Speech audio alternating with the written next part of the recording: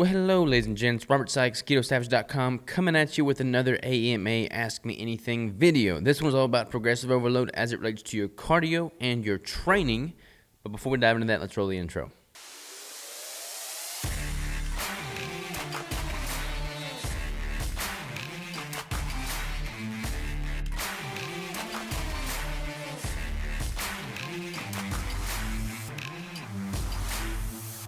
All right, we're back. So this question is brought to us by Nikki, and she asks, how would you approach cardio if you are trying to lean down but still keep it sustainable without having to continually add time and intensity due to the body becoming adaptive? Same thing with weights. If unable to get more weights, how can you progress in strength with limited weights bands without doing hundreds of reps due to adapting? Okay, great question, Nikki. So she is right. As you do anything, your body has a hormetic effect to that. It responds to that stimulus, it adapts to that stimulus, and it basically adjusts its baseline capabilities so that that hard thing becomes easier.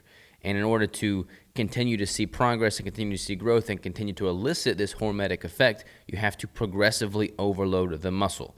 This is true with cardio. This is true with resistance training. This is true with a lot of things. When it comes to cardio, if you're trying to increase your cardio in order to lose more body fat, then you have to kind of be strategic in how you go about it, because a lot of people, they say, okay, January 1st, 2000, whatever rolls around, I'm going to start doing a whole bunch of cardio to meet these New Year's resolutions and lose a bunch of body fat. So let's go ahead and just do 7 days a week of cardio at 2 hours a day. The problem with that is once you do that, you'll lose some initial body fat. You'll lose some initial weight. But then your body adjusts to doing cardio 7 days a week, 2 hours a day, and it doesn't respond as much unless you increase that in some form or fashion. And it's kind of hard to increase that because you'd have to add another day of cardio, and there's only 7 days in a week. So you've kind of reached your body's capabilities from cardio in that regard. Now, there's a lot of nuance there. It's going to depend on your caloric intake, the intensity of that cardio, et cetera, et cetera. But a better way to approach cardio so that you're able to elicit or able to create progressive overload in a sustainable manner is to start with a minimum viable dose, so to speak. So whenever I'm in a competition prep, like right now I'm in the building phase. I'm in an off season right now. I'm not doing a ton of cardio.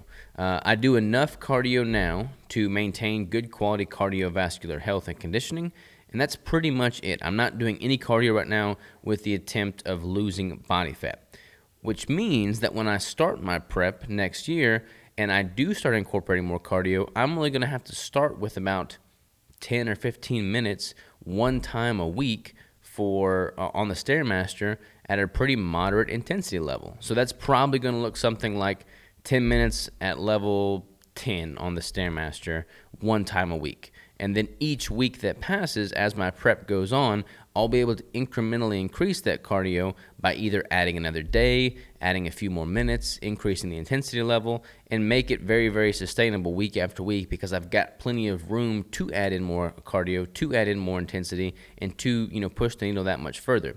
I wouldn't be able to do that if I was starting out my prep with 7 days a week of Stairmaster. It would not be sustainable for me. And I don't want to be a slave to cardio, doing it for hours and hours on end. Generally speaking, when I'm in a prep, I never exceed 20 minutes at a time for my Stairmaster cardio sessions. I don't think there's really any need to go beyond that if you're being strategic in how you implement your cardio. Same is true with resistance training. If you're trying to implement progressive overload training with your resistance training, then there's going to be a point at which you can't keep adding weight. For instance, I'm doing deadlifts. Like I did deadlifts yesterday. And I'm able to increase the weight that I'm pulling on deadlifts, and I have been able to do so for the past 14, 15 years that I've been working out. But it hasn't been a steady increase of like being able to add 5 pounds every single week. If that was the case, I'd be Hercules, and I'd be a lot more well-known than I am, because I'd be the strongest man in the world. You can't continue to increase weight indefinitely. There's going to be a point at which your body's reached its maximum capacity from a total weight lifted standpoint. However, that doesn't mean you can't continue to increase progressive overload principles. So rather than just simply increasing the weight on the bar, you can increase the time under tension, the amount of time you're actually resisting that weight. You can increase the frequency of your training. Maybe you're doing deadlifts twice a week instead of just once a week.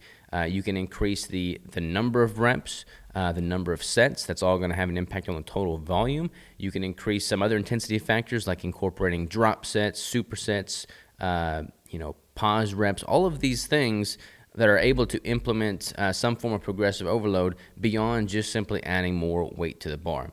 And as you become an adapted lifter, after you've been training for several years, your body's going to become really adapted to the stimulus of training. So it's going to be harder to implement a stimulus that elicits a positive result, i.e. muscle growth. So you have to get a little bit more creative as you become a more mature lifter, incorporating more of those intensity techniques. And to be honest, after you've reached that muscle maturity standpoint, after you've been lifting for quite some time, you're not going to see near the addition of lean muscle tissue like you did when you very first started training and you had these quote-unquote beginner gains, because all training that you did at that point was an incredibly new stimulus to your body, and your body responded by adding more muscle tissue. But after you've been lifting for several years and you've reached that level of adaptation, your body is acclimated to that activity. It's going to be very hard to continue to add lean tissue. Totally possible, but you're not going to be gaining 20 pounds of solid muscle tissue in a year like some people suggest. That's just not going to happen if you're a natural lifter. So take note of that, understand that, and then set some realistic expectations.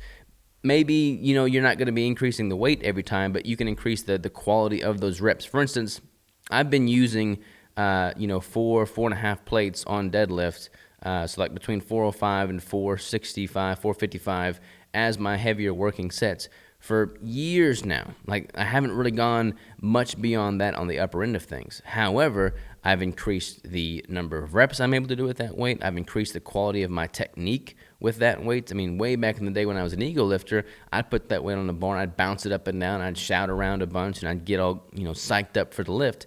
Now, my goal is to go in there, move that same amount of weight, but with a much higher quality form, better breathing technique, better time under tension, a full range of motion, going all the way down, pausing, taking out all the momentum, and then coming back up, and just improving the quality of the movement.